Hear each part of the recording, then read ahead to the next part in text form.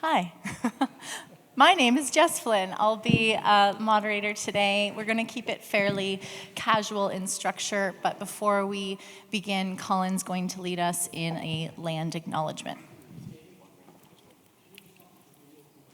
Hosquio Tanoia.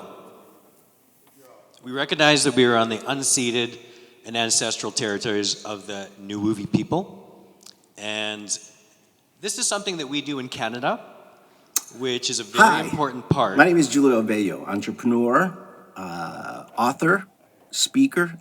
Am I good? Land acknowledgements are something that we do in Canada at any kind of a ceremony, any kind of an institutional event. Ladies It's and very gentlemen, important for us to recognize nowadays here in Canada that we are in a place where we are trying to reconcile the colonial background that we come from. And although I think this is more applicable to the next session, as a Canadian, this is very important to me that we do acknowledge that the Indigenous peoples' lands that we live on, play on, and work on have been taken away from them. So in Canada, when we're looking at bringing people together, one of the first things that we have done as a country is acknowledge our history. And when we're looking at minorities, when we're looking at underprivileged communities, groups, it's important for us not to forget how they got there. So I just wanted to introduce something to you that we do in Canada regularly and we feel is very important. The Indigenous people in Canada are one of the biggest visible minorities and among the most oppressed. So in Canada, we have our issues as well, but I just wanted to share that with you as something that we do to recognize visible minorities and oppressed people in Canada.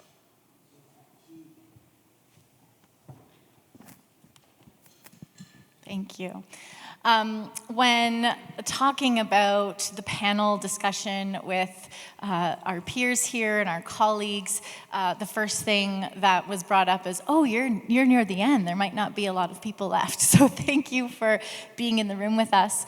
But also, we recognize that a lot of our attendees are actually unfamiliar with the Sustainable Development Goals. And so I encourage you, if you are unfamiliar with them, to simply pull out your phone and Google SDGs. You should find a colorful infographic with 17 icons. And then I'm going to read just a really brief history on how they came to be and what we are going to be talking about for the remainder of our discussion. So the 2030 Agenda for Sustainable Development, adopted by all United Nations member states in 2015, provides a shared blueprint for peace and prosperity for people and the planet, now and into the future. At its heart are the 17 Sustainable Development Goals, SDGs, which are an urgent call for action by all countries, developed and developing, in a global partnership. They recognize that ending poverty and other deprivations must go hand in hand with strategies that improve health and education, reduce inequality, and spur economic growth, all while tackling climate change and working to preserve our oceans and forests. Essentially, these goals are designed to rescue the planet and build a peaceful world. No big deal. So to kick off, I would like everyone to please introduce yourselves and the work that you do in relation to these SDGs. My name is Colin Boguski, and after 25 years in international education, working a 9-to-5 job, and what I felt was living in mediocrity, I've stepped away from institutions and decided to fill some of the gaps that universities, colleges, K-12 systems don't do, can't do. Hey there, everybody. My name's Deborah Monroe, and I'm the CEO what of we can do as a group is so much stronger. I think that we've all realized that, especially many of us who are in leadership positions. We realize that the old way of doing it yourself, and it doesn't work anymore. You're limited by that. So I'm looking at bringing together institutions across countries, Ladies and gentlemen, and using a esteemed virtual escape participants, as a my fellow meeting educators. place for these students Today, to work I sit in front together of you, albeit on virtually, projects feeling extremely directly honored to accept this affecting award. the SDGs. I would like So to this is a sincerely chance for thank students to and gain express some of my those soft heartfelt skills, international, Hi. intercultural skills, Hey there, everybody. My name's digital Deborah fluency. Monroe, and I'm the CEO of Ignite But also, Achievements International. this is not just for them I and am for the so world, sad that right? I'm I mean, unable to join each you individual because of a couple of student, health reasons. we've talked about in some of the However, other sessions, I want to is thank you facing all with this so gap very, very between the much, classroom and the office. For this award. How do students tell their And story? I'm feeling a little special. I've been Well, doing I this see for a very projects, long project-based time, learning and as a I'm way for probably- students to tell that story. You've got your piece of paper from your Hey high there, school, everybody. you've got your piece of paper from your degree, but that doesn't tell who you are, what you're capable of. So for me, the SDGs and sustainability runs through everything that I do, every company and business that I operate. Sustainability is the foundation. It has to be. Without that, we're not going to be around much longer. So for me, SDGs are the core of everything that we do because it's a common language between all of our curricula, all of our school systems. This is something that affects every single one of us. And so this is, for me, my ambitious goal is to integrate project-based learning into every curriculum around the world. And one of the ways that I'm doing this is making it accessible through pblplans.com. It's an AI-driven website where teachers and students can come and create a project tied to a subject, a topic, a country that you're in, but has that sustainable goal added to it. So that every project that our students do, they do follow their passion, but we've also layered on the SDGs. And so I think that there are a lot of things that we can do in our systems, in our school systems, in our institutions that we can actually add layers. Ladies and gentlemen, It doesn't mean we need to take anything away Hey there, everybody. to make room for something new. Adding in a layer of sustainability is really easy to do. And with these 17 SDGs, it's really easy for educators to tie the learning objectives to these SDGs. So I really do encourage all of you to take a look at this and think about, we've talked a lot, and Jess and I were just saying that we haven't really heard much about the planet the past couple of days. We had a lot about individuals and different modes and deliveries of education, but nobody's really been talking about the planet and about sustainability. So I really do encourage you guys not to forget about that. It's crucial. It's crucial for all of us. Some of you may have felt it directly when you were delayed coming from the East Coast because of the flooding. Up in Canada, we've got crazy wildfires. Many of you on the East Coast also experienced that with the smoke in the air. So this does affect us, and it's affecting us more and more every day. So please, I implore all of you, think about that layer of sustainability that you can add to what you do. Okay, that's great. Hi. Good afternoon, Hey everyone. there, everybody. My name. Happy to be here again. Just a brief, background about myself and also the organization that I'm running. My name is Dr. Tadios Belay. I have a very, humble, beginning as a former refugee from Ethiopia. Escaped political persecution. Then came to the United States and studied in a number of colleges and universities, and also in Asia, in Hong Kong, China, in the Middle East, and in Africa, of course. And so, in terms of my work experience, I was recently at the UN, the United Nations, working for the Global Compact on Migration, and I had the opportunity to visit a number of countries representing predominantly African and Latin American countries on a lot of immigration and refugee issues.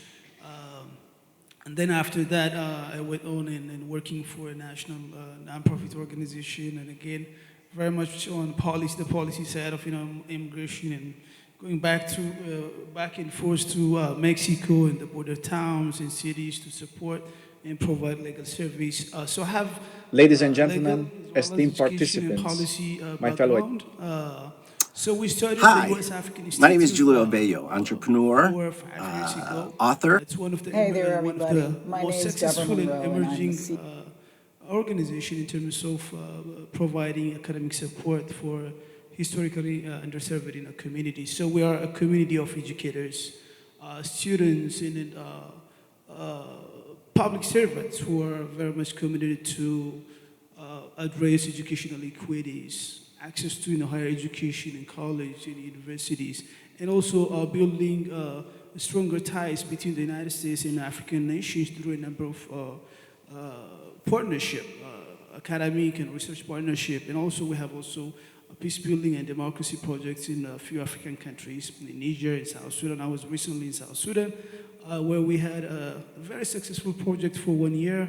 There was a partnership project with the U.S. Department of State to engage students and young people and faculty members in South Sudan, and also sharing our experience here from the United States, in terms of sharing our democratic values, to empower these young people and students. So at the U.S. African Institute, everything we're doing is at the intersection of education and public diplomacy, bringing people together, closer, talking about, addressing our critical issues in the education sector, peace building and in democracy. So this is like very much local to Continental Africa project.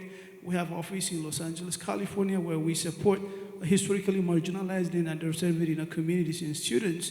And then part of our education program is making sure that Black students, if you look at the statistics, nationally, it's below 1%.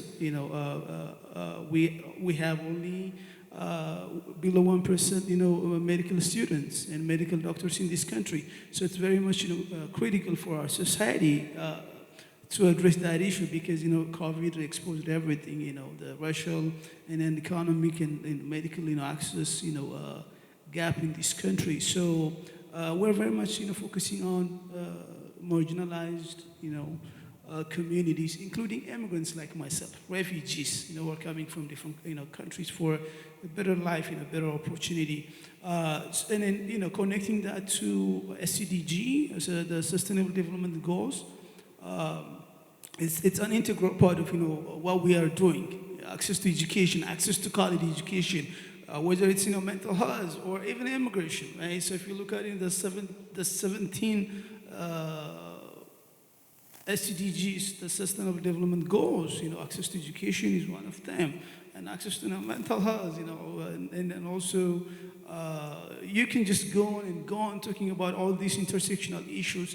So even though we're very much focusing on making sure that these students, historically marginalized students, have access to education, but we're also addressing other societal issues like access to housing. Homelessness is a big issue, for instance, in our state, in California, and particularly in Los Angeles. And a lot of them are, underserved communities, from the Black community, African Americans, African immigrants, and the Latino communities. And if you look at, our street, it's very, sad. And we have also homeless students. So what we're trying to address is, building bridges, between them and resources, and making sure that they have the resource, the academic support, and also our policymakers at the city level or the state level with our city council members, assembly members, and Congress peoples, to have some kind of understanding about the sustainable development goals so that they have impact locally, engaging the local communities, engaging our local policymakers. To make sure that they have access to education, access to housing, mental health service. These are very critical social problems in our communities. But I'll go on and I'll talk more about how these goals are very much impactful for the local communities. In the second question. Thank you so much.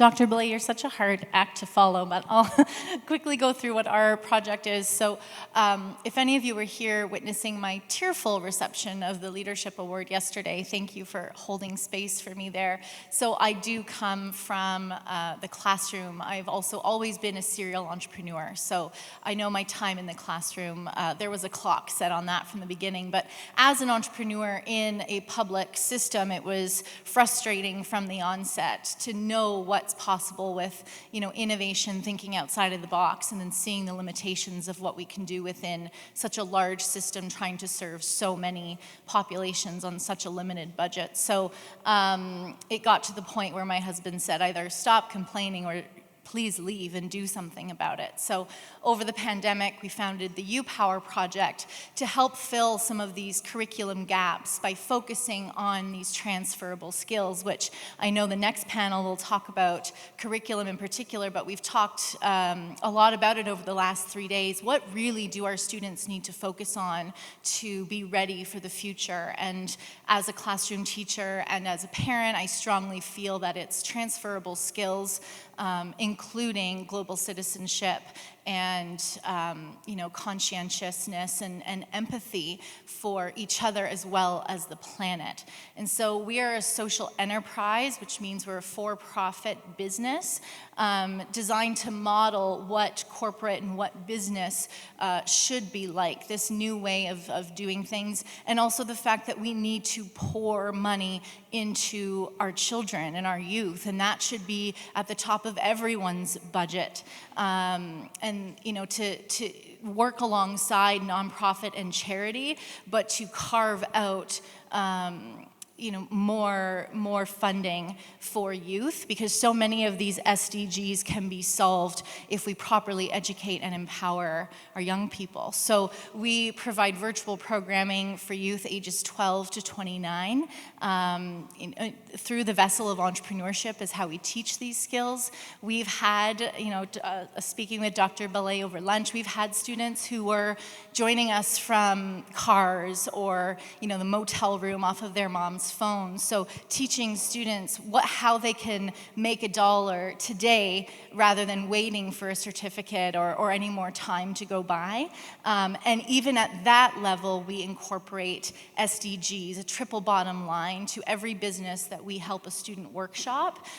There's always a triple bottom line component in our organization.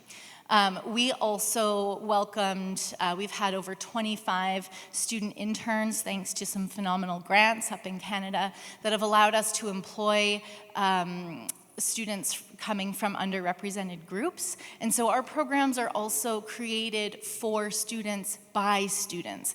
Every single video, every single workbook page has been vetted by students receiving this curriculum and this material before it actually gets published and out into the world.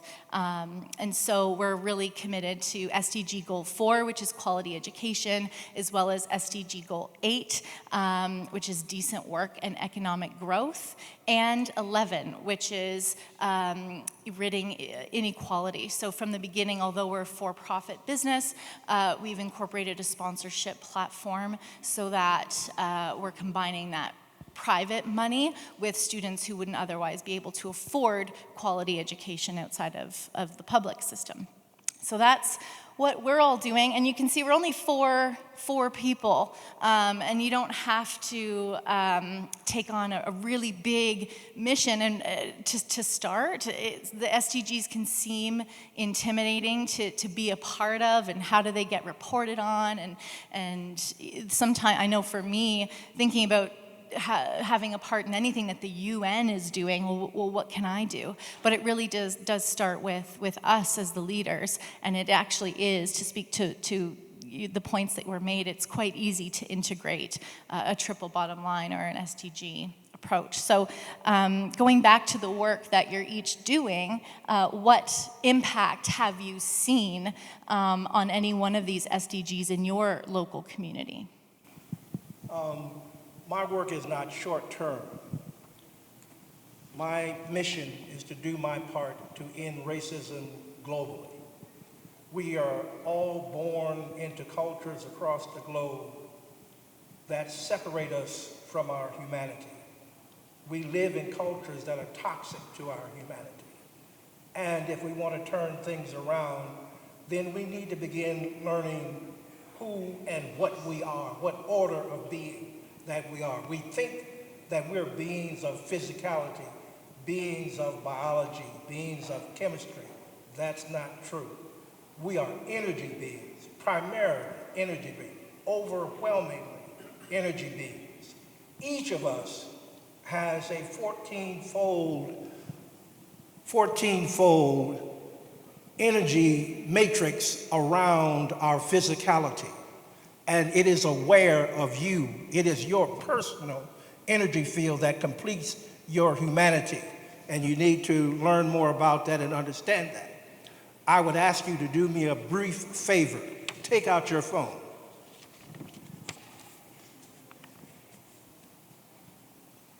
Google human biofield.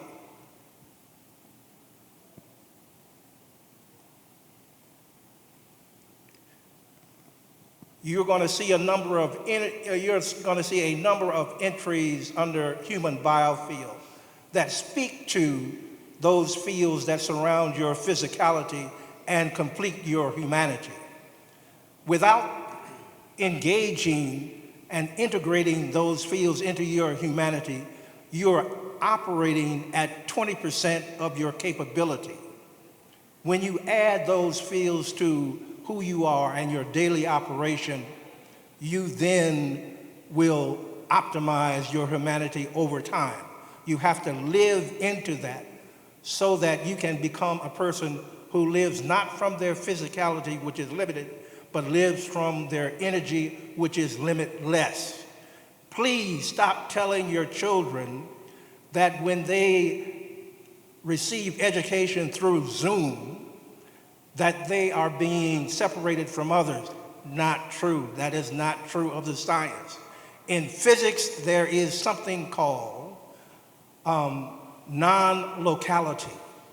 And when the energy of one person engages the energy of another, distance is not a question.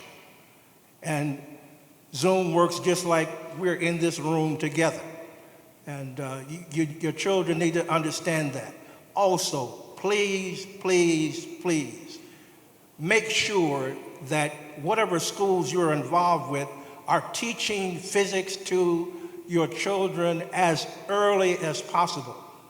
Nassim Harriman, you can follow him on the internet, has a school of physics starting at 10 years of age. And if you can get it younger, you want to get it younger, because human beings now at this time need to pivot to their humanity. If you learn that you're an energy being and you live it that way, that's where we are equal, no question, no question.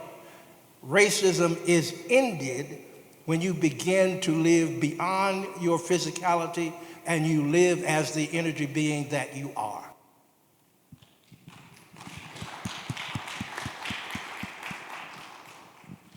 Thank you, Colin. If you want to talk about what you're seeing in your community and the work that you've done because of your connection with the SDGs. Mm-hmm.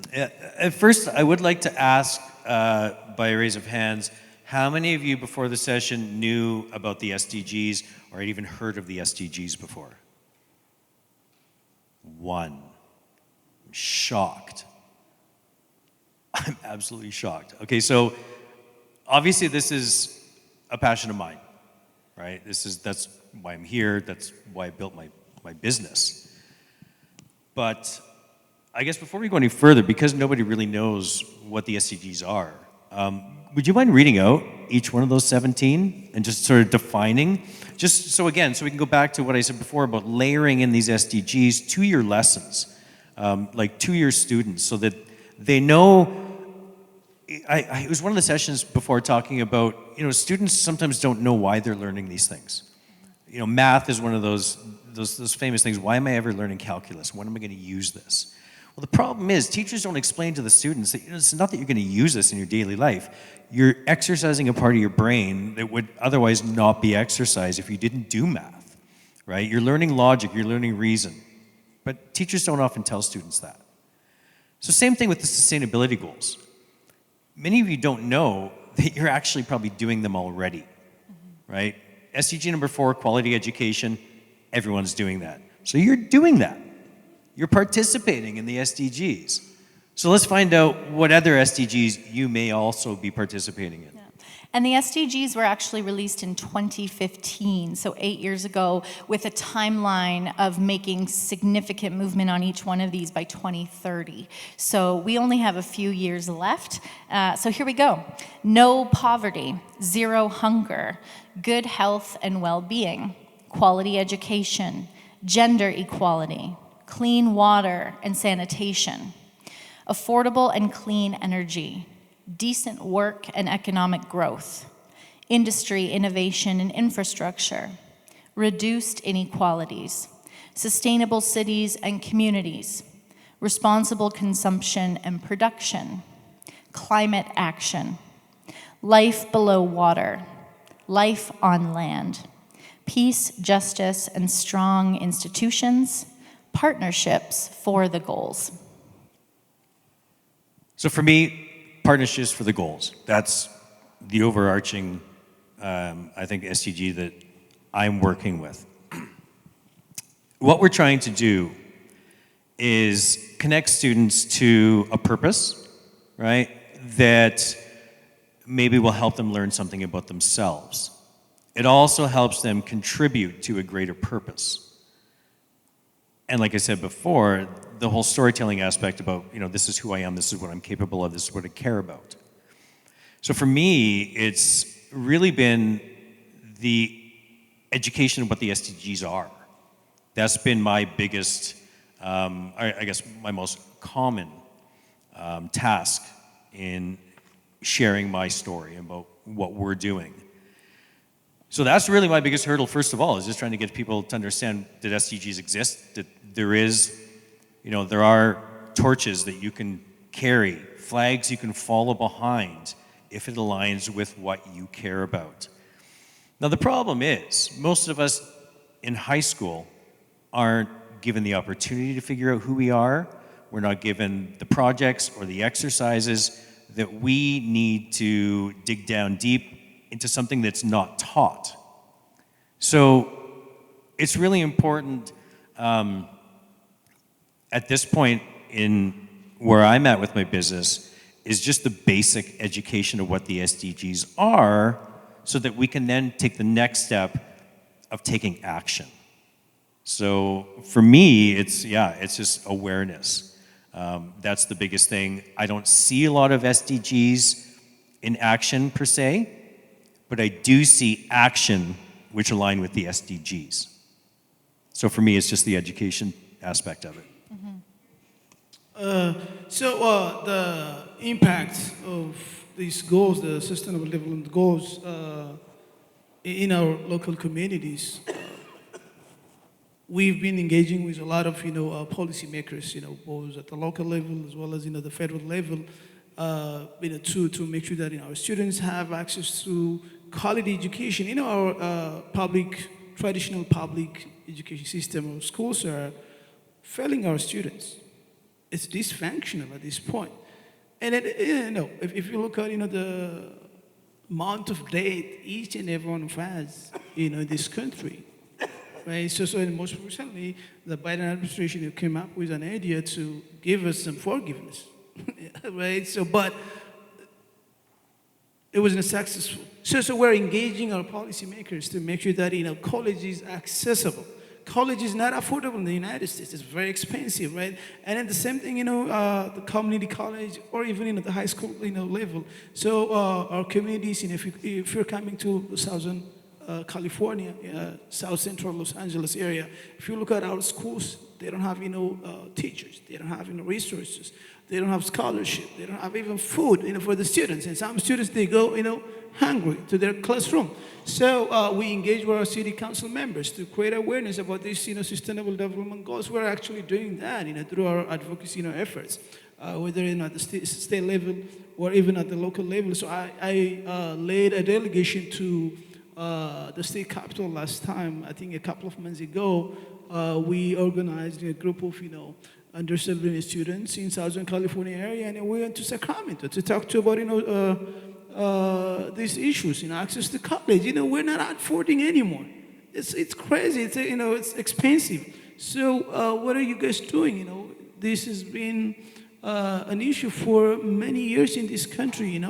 So we went to Sacramento to have a conversation with our elected officials to make sure that they pass legislation that actually guarantee access to college for historically underserved students. So it has of course the impact, but our elected officials, our communities are not really having or enjoying these goals because of racism. As my brother said, we all are one family, human family, right? So, but still there is a lot of racism in this country. When you look at our laws and policies, institutions, right? So, and some group of people are excluded, intentionally, from accessing resources, accessing college. So what we're doing at U.S. African Institute is one of the most successful projects actually, and in terms of bringing people together from different background, white people, black, Latino, everyone coming to our center to have a conversation on different social and economic issues in our country and in our city.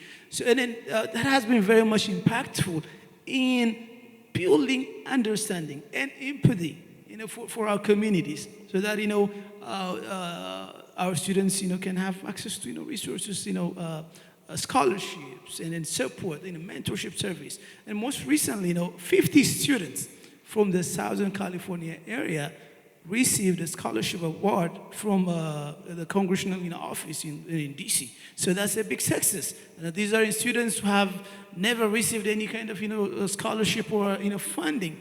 And look at me, coming from a different country. Right? From Ethiopia, came to the United States, struggled a lot, ups and downs. But still, I was able to work with a lot of diverse people, to be able to address these issues. So it's very important, that's why I'm stressing on the humanity aspect. If we look at each other as human family, to be able to really address this. I don't this is the richest country in the world. The United States is the richest country, yet we're not affording college access. You can't drink your tap water. No. Right? Yeah.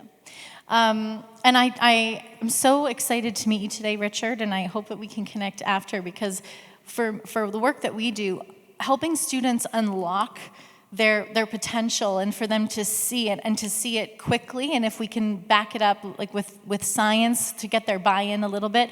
We work on mindset and a little bit of like tapping into what we know now thanks to neuroscience. We know that if you dream big and manifest and focus on goals, that we can make big change. So for us, we simply, like Colin was saying, introduce our students to the Sustainable Development Goals and simply ask them to come up with their own ideas through our model of teaching entrepreneurship. And our project, one of the reasons it was founded was I was pursuing my own professional development and heard about a study that was done by NASA in 1992 when they were looking for more creativity in their rocket scientists. And that study found that 98% of us are born creative geniuses. But by the time we go through the systems, only 2% of adults remain creative genius. Lucky for us, we can re-tap into that strength. It doesn't disappear, it just gets trained kind of to the back. And so I think youth should have a seat at every table, on every board, on every advisory council, because this is the planet that they will inhabit. And one of the reasons I teared up yesterday, and I'm not going to right now, is, I have conversations with my husband about, were we wrong to bring children into this world? It's scary sometimes, the types of issues and the level of crisis that we're experiencing. But if we can find the human in ourselves and in each other, and then focus on the basic skills of communication, agility, resiliency, empathy, love, that fellow panelists this morning were saying the content doesn't matter anymore. There's so much content. We need to move past that and focus on the basics of each other, of ourselves, and the basics of what the world needs, which the UN has helped us narrow down a little bit to 17 things we can focus on. So, in our business and our practice with our students, it's as simple as a workshop exercise where we show the Sustainable Development Goals. It's on the screen for a few minutes while we introduce it. Then we say, okay, what are the resources you have available to you right now? This is just a creative exercise. So do you have a box of old clothes in the garage, some broken dishes, a bicycle? How could you make $100 today using that bicycle without just selling the bike? Because that's always their first answer. Sell the bike for $100. Okay, we're thinking long term. So we come up with a business idea. So when I did this last week with the group of students, they came up with a delivery service for food in their neighborhood. So already they're working on climate action because they're using a bicycle for delivery instead of a gasoline vehicle. And okay, well, how else can you incorporate a triple bottom line? So we've got profit, you're gonna make some money. You've got planet. How can you give back to people now? And so often our minds go to a portion of proceeds can go to X, Y, Z. We also talked about a portion of proceeds can purchase food, and then on your way home you can drive by the homeless population, the homeless village in your town, and distribute goods that way. Or you can start employing. When your business grows, you can look to employ barrier to employment. And my kids we start as young as 12. Actually, this group, we have some 10-year-olds. And I don't help them. I just let them go. And these are their ideas. They are creative geniuses. And that creativity is what we need in our problem solving, and which is why I think youth should be a part of every conversation. And every conference should have an invitation to youth to attend for free so that they can be a part of these conversations and we're not just the ones making decisions on their behalf. Okay. 7 minutes left. I wonder, because 7 minutes goes by on these panels, if we should go into what is the one thing, the one takeaway that you would ask of the people in this room, the people you're going to talk to out in the halls when you go home. What would be the one thing for someone to focus on? The one thing that I would say is that we are born into a consciousness of separation. And the consciousness of separation is one of the roots of systemic racism. And what we need to do is to evolve to a consciousness of oneness. The consciousness of oneness will produce the kind of humanity that will honor and address and engage the 17 SDGs automatically. And what I mean by the consciousness of oneness is when whatever I achieve, the greatest I might achieve, I simultaneously will do everything that I can do to equip you to achieve something that is equal or greater. That's what oneness is all about. One energy, one consciousness. Humanity. Basically the same thing. I think that a lot of times we're focused inward too much. We're focused on, what impacts us in our daily lives, and we forget we're all human. We all came from the same place. We look a little bit different, but that's about it. We can only think about ourselves, especially in North America, We're not as rich as America, we're not as big as America, but, we're your brother. We're your little brother up there. And we have really focused on inclusion overall, with its faults, but I think that we really want to look internationally at what we can do to help our brothers and sisters around the world who aren't as privileged as we are, who aren't as fortunate and as educated as we are. There's a lot of countries around the world that don't have the resources that we do, And if we don't step up to help our fellow brother, who will?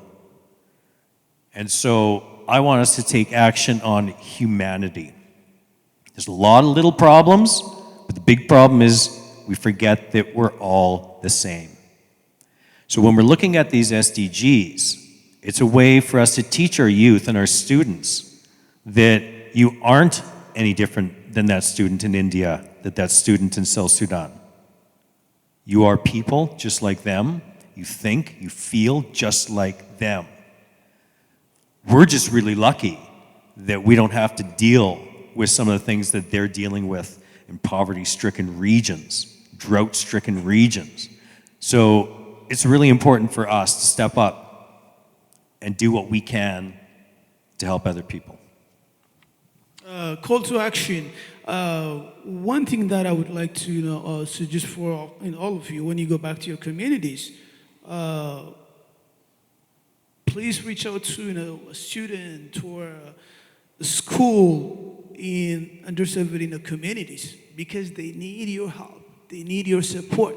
It could be potential collaboration and partnership opportunity for you to be able to raise scholarship fund, or even to help them write how to do their college essay.